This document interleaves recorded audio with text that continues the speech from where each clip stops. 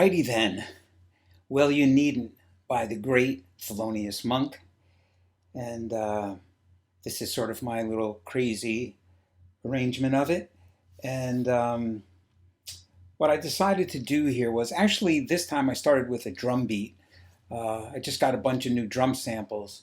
And so I was anxious to try them out in a song.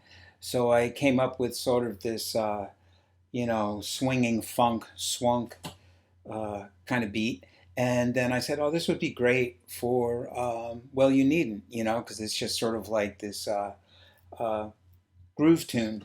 And so, yeah, so that was sort of the impetus behind me doing this. And again, whenever I do a tune, I try not to just like do the tune because it's been done by the greatest, by Thelonious Monk and others. And I can't compete with that, so I'll do my own thing. So right off the bat, what I did was I kind of did a lot of different key centers. So I start the song, the whole song toggles between like these two chords, whatever chord you're playing. So if it's like F7, and then it goes to G flat 7, F7, G flat 7. And so I started with G and A flat. And I used the open string, and then I hit the chord. So this open E to me, I'm not thinking about it harmonically in any way. I'm playing dominant 7 chords, so it fits somewhere. I mean, if you wanted to figure it out, on the G chord, it's the 13. On the A flat, it's the flat 13. But I didn't really think of it that way. And the chords I'm playing are G7, flat 5. I was going to say sharp 11. Either way you want to think of it. To A flat with the same either raised 4th or lowered 5th.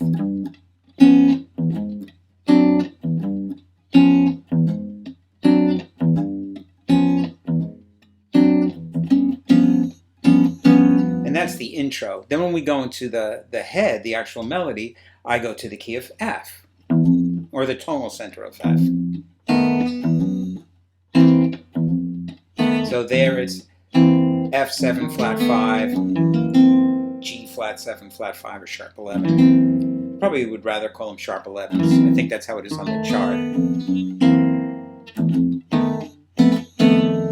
And then I go up a half step for the next A section, which is get me F sharp and G, or G flat and G. Same kind of chord, dominant 7, sharp 11. Then when we go to the bridge, I did something totally different. And I just kept thinking about, and I wanted to put chords underneath there. So I started with an A7 sus4. Now the melody's going to go up, and the bass note is going to go down.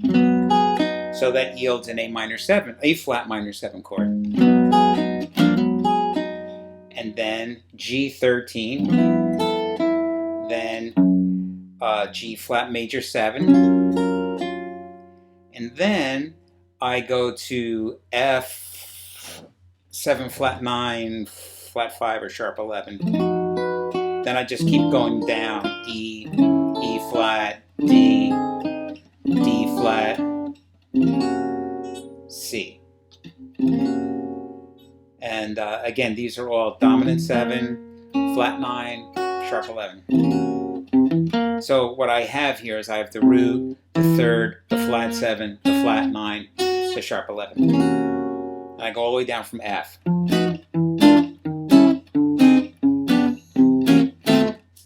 And that's the bridge. So the bridge in a nutshell is... harmonically. Then G13, A flat major 7, then now all these dominant 7, flat 9, flat 5, or sharp 11 chords. So then for the last A section, I do something totally different. And I do a classic jazz ending where I start a tritone away with the root on top and a tritone in the bottom. So this is a B minor 7 flat 5, B half diminished. Root on the 6th string to a B flat minor 7 with the F on top still. A minor 7 sharp 5 because I still want that F on top. A flat 13, G minor 7, and there I change, and I go to the G flat dominant 7 sharp 11, and then end on F. So the last A section is ba-doo ba-doo bee-bum-bee-dum, ba-doo ba-doo bee-bum-bee-dum, ba-doo ba-doo da-bum-bee-dum, ba-dum ba-dum ba-dum ba-dum. That's it. And I didn't make up this progression. This is a classic ending progression, except for the last 2 chords. I wanted to reference back to the tune. So that's all the harmony that's happening. It's a lot of harmony. And the melody is very easy. The melody is a F arpeggio. And then, in there, I'm playing the flat 7 and the 4.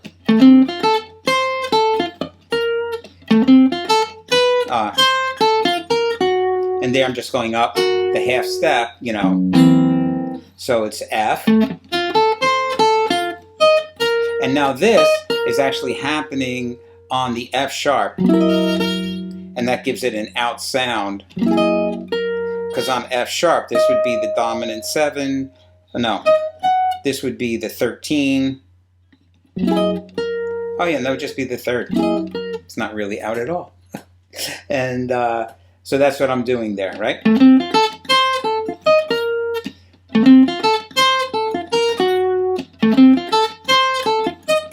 And then doing that tritone.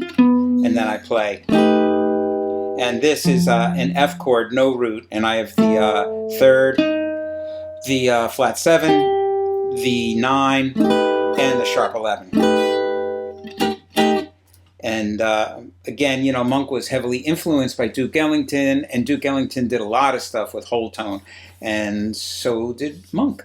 And so that's a whole tone-y kind of sound there. And then the next A section, we do the same thing, and now we're in F sharp though. So, right? Whoops.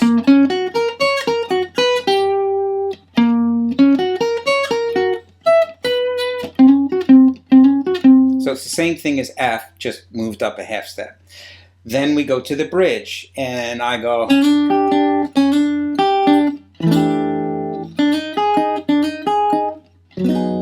That's my A, you know, this was my A7, sus4, my A flat minor 7, and then my G13, my G flat major 7, my F, E,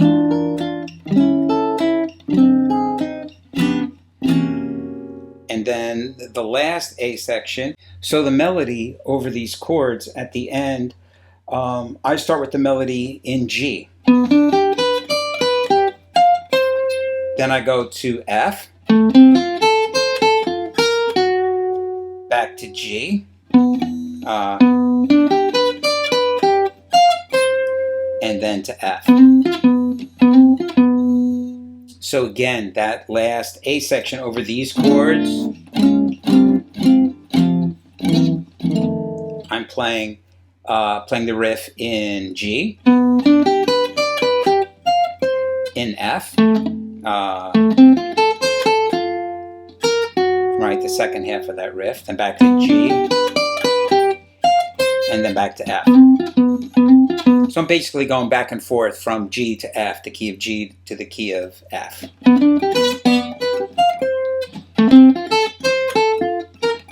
Back to G.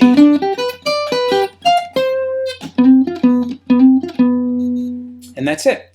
And then I take a wah-wah solo on this, and I got inspired to do that because the bass part has like an envelope filter on it. So I was like, okay, I'll do like a little wah-wah thing.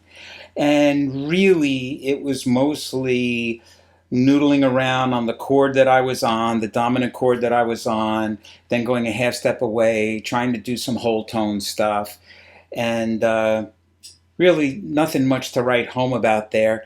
I think I do a giant ascending diminished pattern,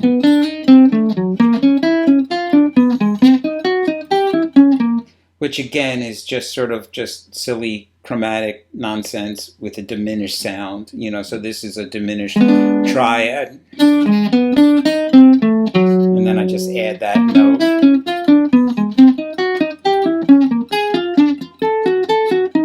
Whatever pattern you want to do. With those notes. And again, it was just sort of just some chromatic silliness that I was doing. No real harmonic intent there.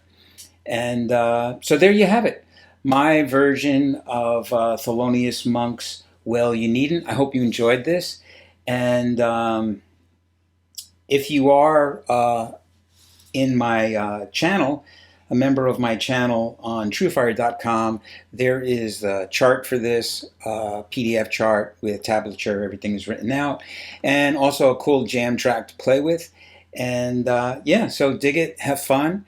And if you're just seeing this on YouTube and you'd like to join, go look in the description below and it'll have a link where you can go and check it out. Our subscriptions are incredibly low, starting at like $5 a month. It's super cheap and a lot of fun, and it's a great community of players over on TrueFire if you've never checked it out.